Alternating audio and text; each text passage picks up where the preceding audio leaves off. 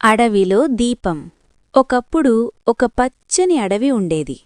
ఆ అడవిలో పెద్ద పెద్ద చెట్లు, రంగురంగుల పూలు, చిలిపి పక్షులు, ముద్దైన జంతువులు ఆనందంగా జీవించేవి. ఆ అడవికి మధ్యలో ఒక చిన్న గ్రామం కూడా ఉండేది. ఆ గ్రామంలో రాము అనే ఒక చిన్న అబ్బాయి ఉండేవాడు. రాము చాలా మంచివాడు. అందరికీ సహాయం చెయ్యాలనే మనసు ఉన్నవాడు. రాము తండ్రి ఒక కాపరి.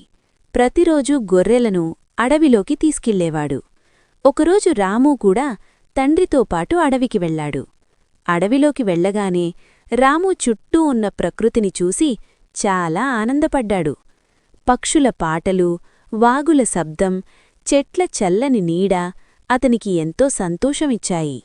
అలా నడుస్తూ ఉండగా రాము ఒక చిన్న కుందేలును చూశాడు. అది ఒక ముళ్లలో చిక్కుకుని బాధతో అరుస్తోంది. రాము వెంటనే దాని దగ్గరకు వెళ్లి జాగ్రత్తగా ముళ్లను తీసేశాడు. కుందేలు ఆనందంగా రాముని చూసి పరిగెత్తుకుంటూ అడవిలోకి వెళ్ళిపోయింది. రాము మనసు ఆనందంతో నిండిపోయింది. కొంత దూరం వెళ్ళాక రాము ఒక పాత బావిని చూశాడు. ఆ బావిలో ఒక చిన్న పక్షి పడిపోయి బయటకు రాలేకపోతోంది.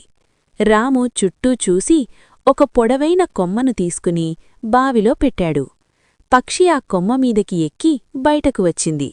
అది రెక్కలు ఊపుతూ రాముని చుట్టూ తిరిగి తన ఆనందాన్ని చూపించింది. అప్పుడే సాయంత్రం అయింది. అడవంతా చీకటి కమ్ముకుంది.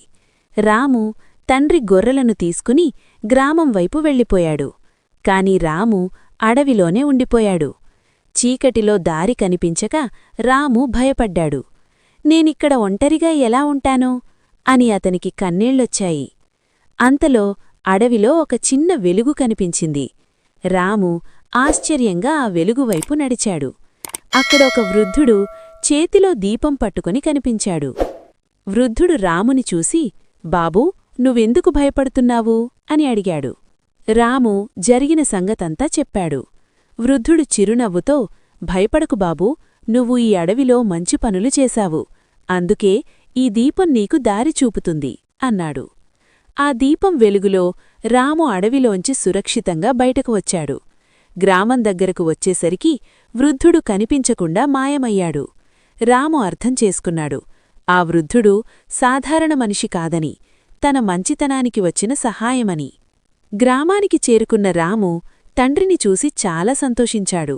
తనకు అడవిలో జరిగిన ప్రతీదీ తండ్రికి చెప్పాడు. తండ్రి రాముని తలపై చెయ్యివేసి, బాబూ, మంచి మనసుంటే ఎక్కడైనా సహాయం దొరుకుతుంది అన్నాడు. ఆ రోజునుంచి రాము మరింత మంచివాడిగా మారాడు. జంతువుల్ని, మనుషుల్ని, ప్రకృతిని ప్రేమిస్తూ జీవించాడు. అడవిలోని జంతువులు కూడా రాముని తమ స్నేహితుడిగా భావించాయి. రాము జీవితం ఒక వెలుగు దీపంలా మారింది. అందరికీ దారి చూపే వెలుగు. నీతి: మంచి మనసుతో చేసే ప్రతి సహాయం మనకే తిరిగి రక్షణగా మారుతుంది.